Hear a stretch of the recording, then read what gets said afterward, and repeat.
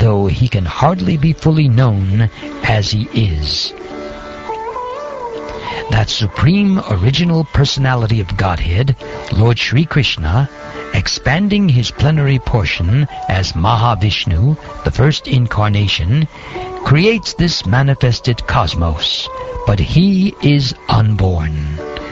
The creation, however, takes place in him, and the material substance and manifestations are all himself. He maintains them for some time and absorbs them into himself again. The personality of Godhead is pure, being free from all contaminations of material tinges.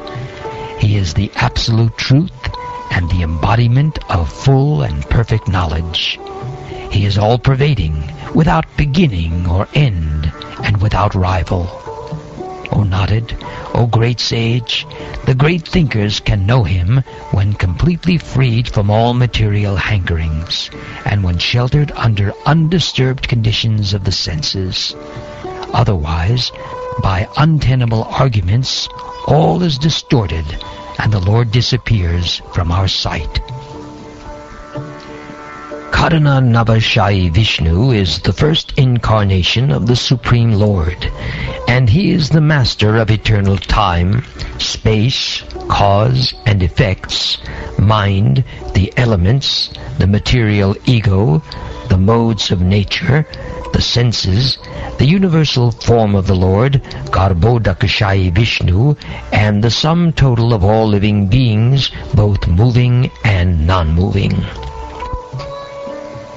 I myself, Brahma, Lord Shiva, Lord Vishnu, great generators of living beings like Daksha and Prajapati, yourselves, Narad and the Kumaras, heavenly demigods like Indra and Chandra, the leaders of the Burloka planets, the leaders of the earthly planets, the leaders of the lower planets, the leaders of the Gandharva planets, the leaders of the Vidyadhara planets, the leaders of the Charanaloka planets, the leaders of the Yakshas, Rakshas, and Uragas, the great sages, the great demons, the great atheists, and the great spacemen, as well as the dead bodies, evil spirits, Satans, jinn, Kushmandas, great aquatics, great beasts, and great birds, etc.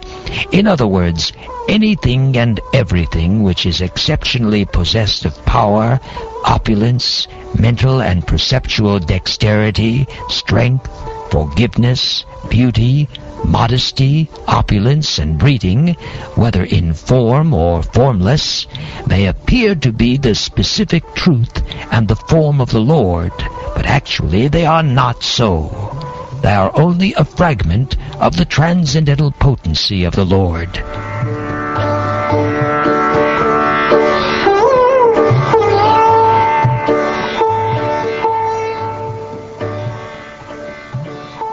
O nodded, now I shall state one after another the transcendental incarnations of the Lord, known as Leela Avatars. Hearing of their activities counteracts all foul matters accumulated in the ear. These pastimes are pleasing to hear and are to be relished. Therefore, they are in my heart.